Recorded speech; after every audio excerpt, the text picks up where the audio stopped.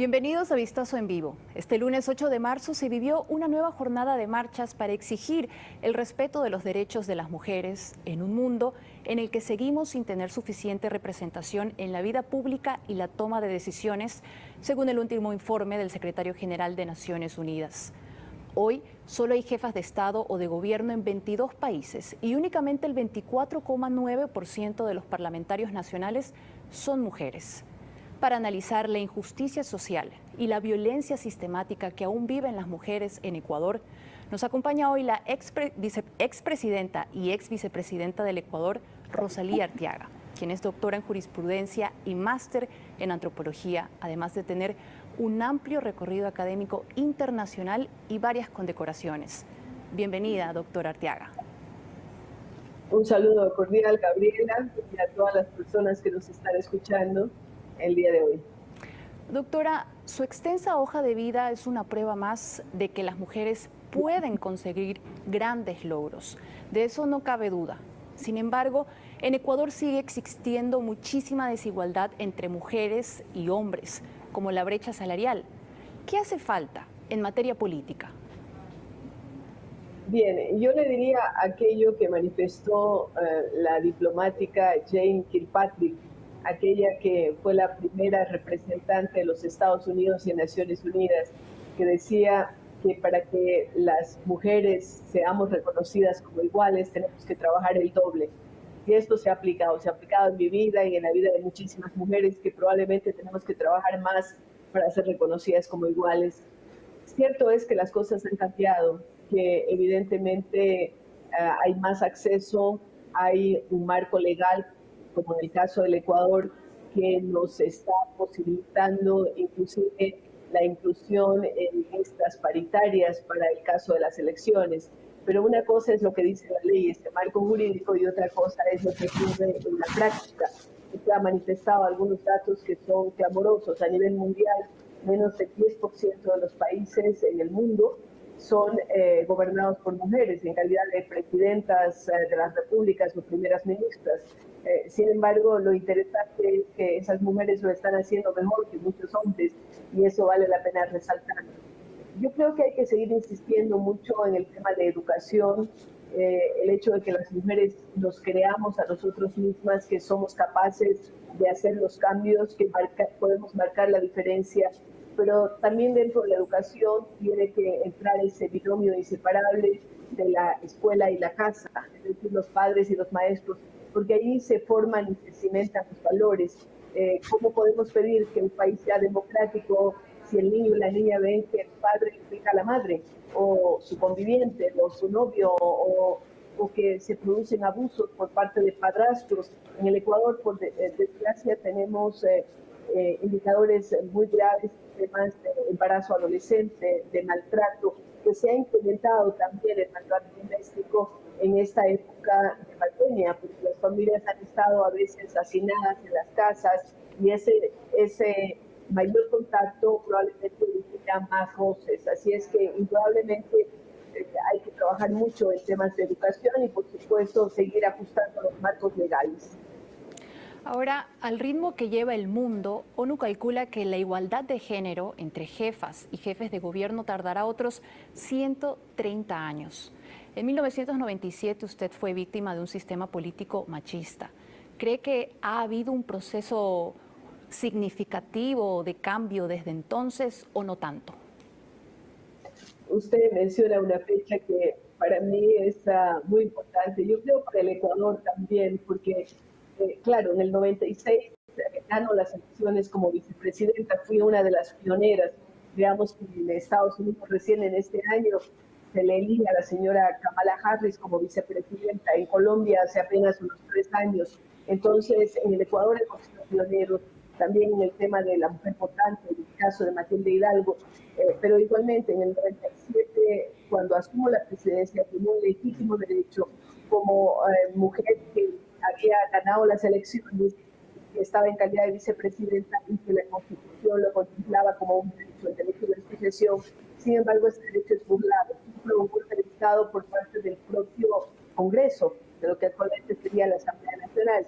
Y en este sentido, pues, hay una evidencia de una ruptura constitucional institucional, pero también de un machismo rampante que se hace presente en el Congreso, pero también en las Fuerzas Armadas y en sectores de la sociedad, sobre todo en ciertos partidos políticos.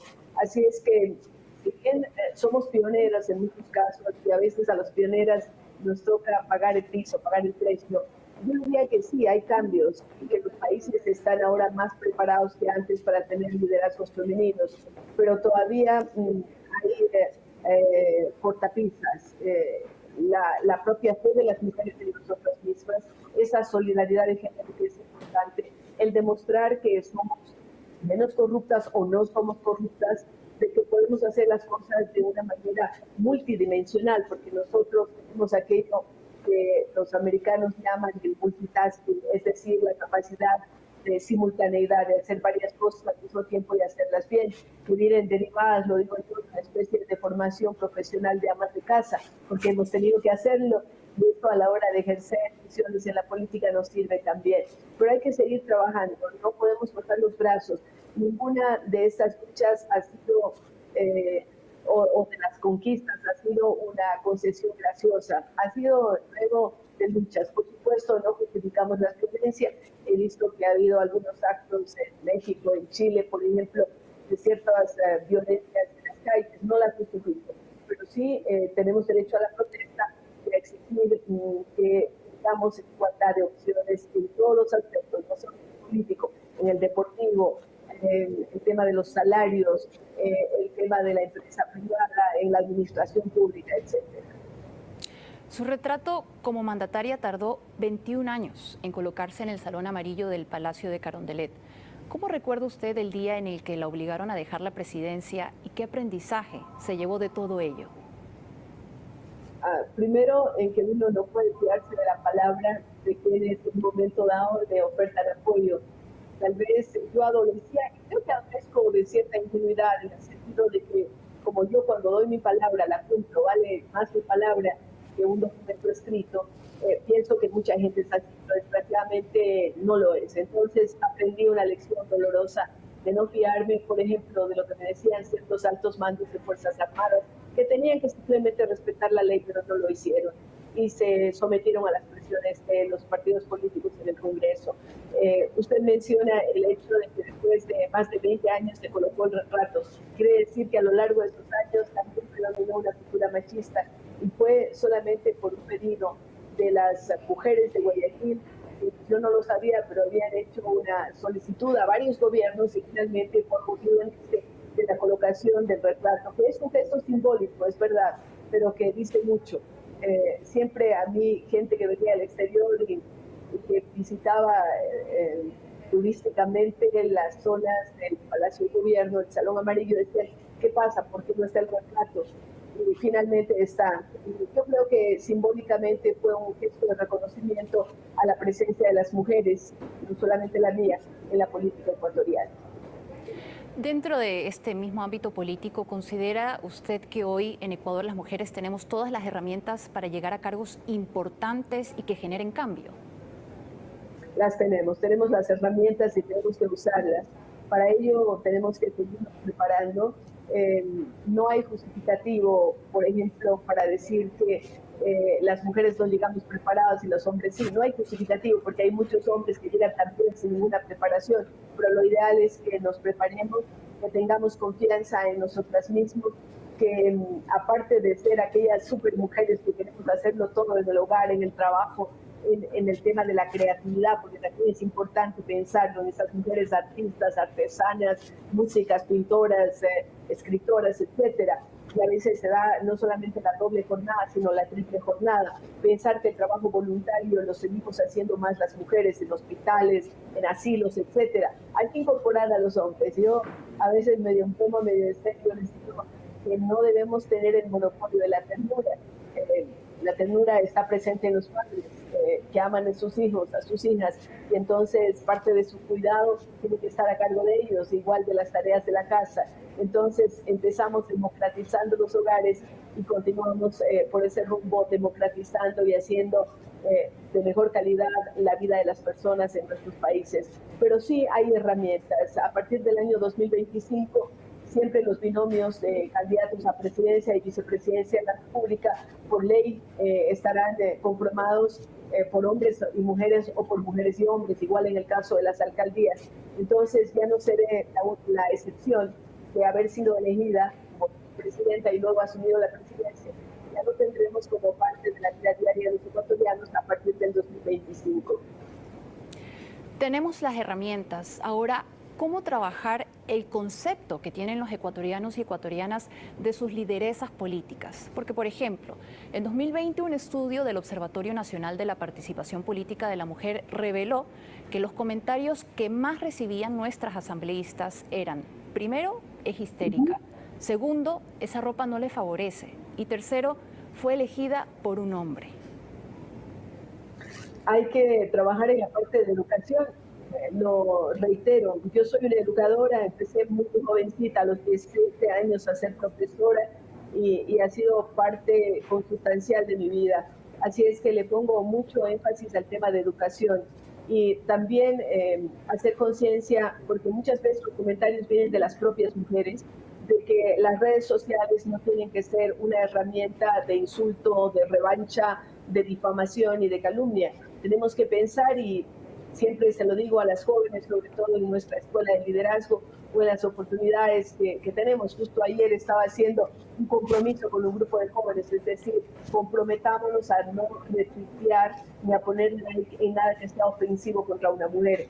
Comprometámonos a no enviar un WhatsApp que hemos recibido y que simplemente nos reímos y lo pasamos. No lo hagamos. De esa forma vamos a ir cambiando la mentalidad.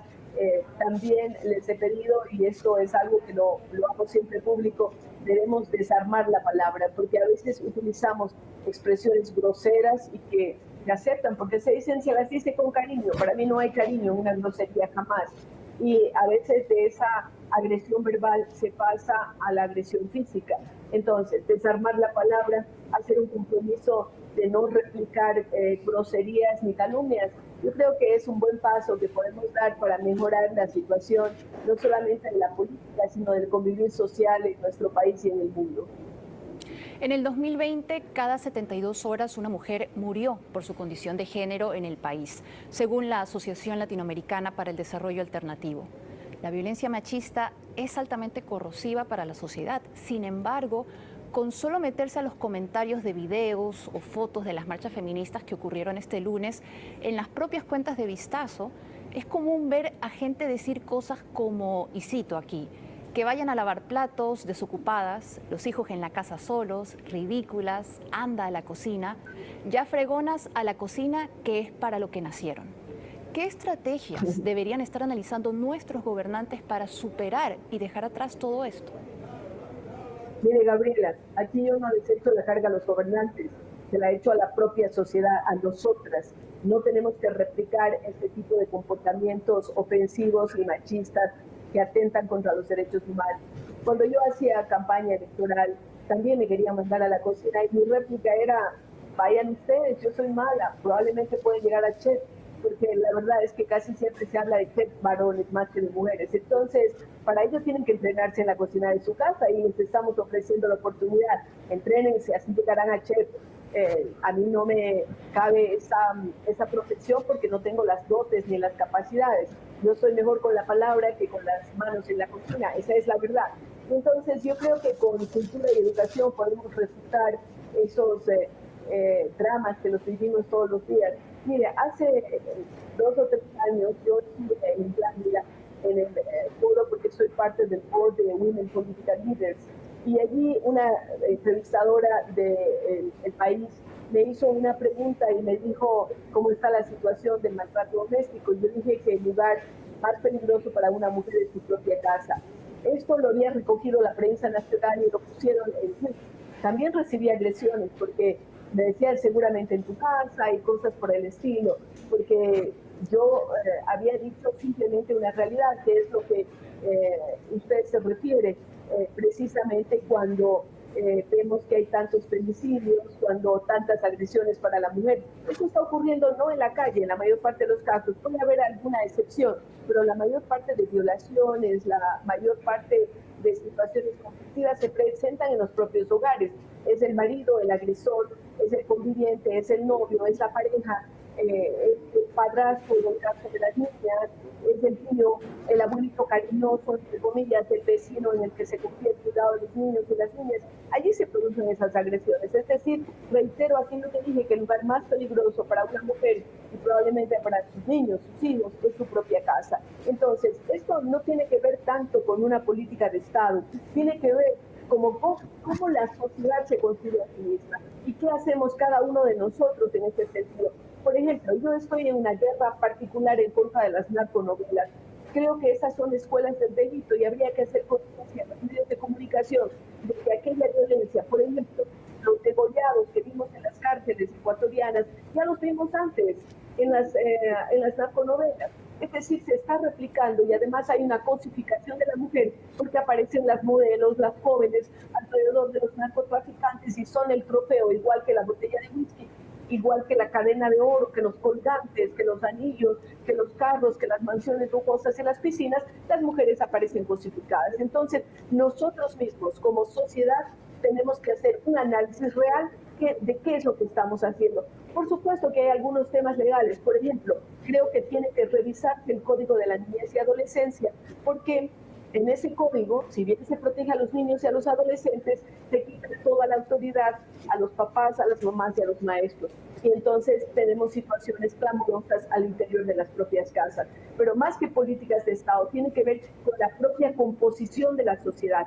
Una cosa es un marco legal y otra es qué estamos enseñando en la casa y qué estamos enseñando en la escuela, qué estamos viendo en el internet, qué estamos viendo en la televisión, cómo es nuestro trato diario. La impunidad, por supuesto, también colabora a una sociedad violenta, porque si vemos que los ladrones de cuellos blancos se están paseando por allí, se sacan los billetes, no están cumpliendo con aquello que la ley manda, por supuesto también los otros creen que puede caer en la impunidad y pueden golpear y pueden patear y pueden echar ácido en la cara de la mujer. Eso es gravísimo. Doctora, ¿se puede condenar al gobierno saliente por no haber ejecutado en su totalidad la ley para prevenir y erradicar la violencia contra las mujeres de 2018? Creo que todos los gobiernos tendrían que ser, diríamos, enjuiciados en el sentido de no haber cumplido con todas las leyes. Pero en todo caso, me parece que singularizar en uno solo no sería justo. Y allí pues, también tenemos que darnos cuenta de que este ha sido un gobierno débil desde sus inicios, ¿no? Un gobierno que no encontró el rumbo y eso es preocupante en todos los sectores.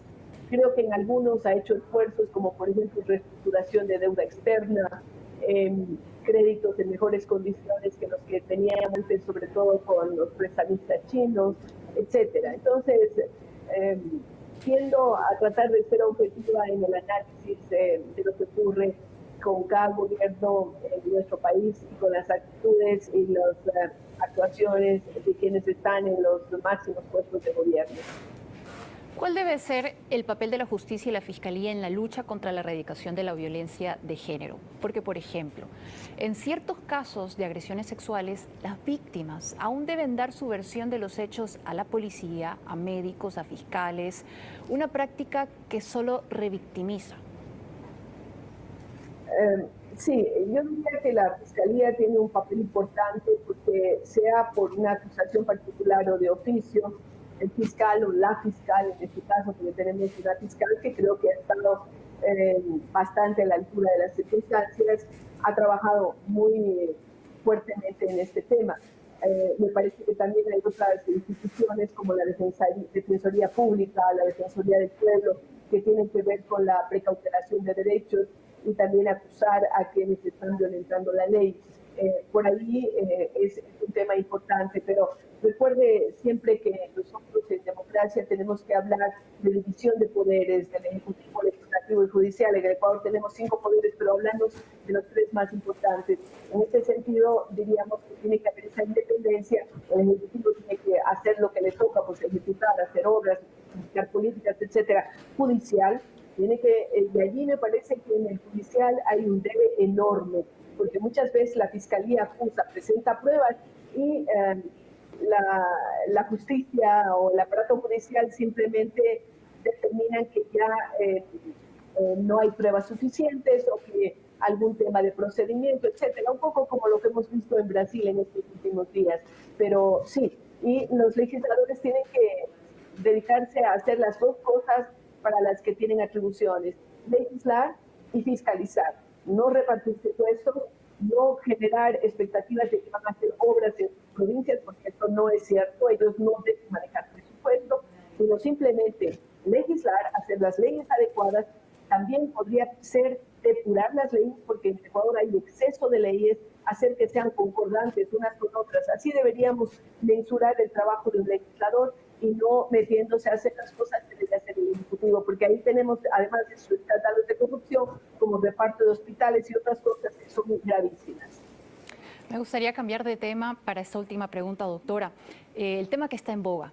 ¿Se debió dar un reconteo total de votos, como proponía el candidato Yacu Pérez? Y finalmente, ¿qué lectura hace usted del proceso electoral actual?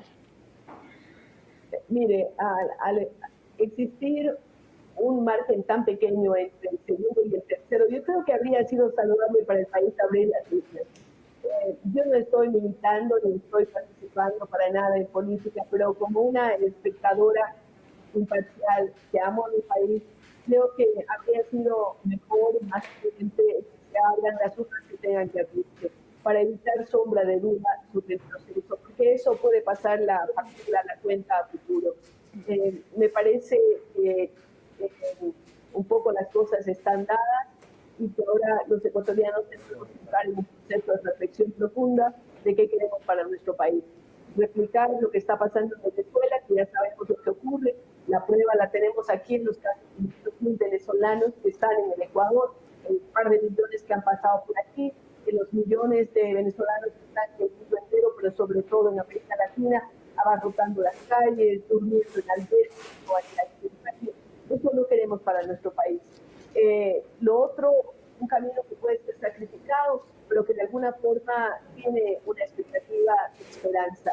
Aquello de fortalecer la dolarización, que es lo que nos evitó estar en situaciones peores aún, pero también una preocupación por la política social, porque hay otro ingrediente, el de la pandemia, coronavirus, que la tenemos en nuestras casas, en nuestras familias. Yo creo que eso tiene que enseñarnos una lección, que es fortalecer la educación y la salud pública. Es indispensable fortalecer las escuelas públicas y los hospitales públicos y desde luego cada ecuatoriano hacer lo que nos corresponde. Muchísimas gracias, Rosalía, por habernos acompañado hoy. Muchísimas gracias, Gabriela. Y gracias también a todas las personas que se sumaron a este vistazo en vivo. Hasta la próxima edición.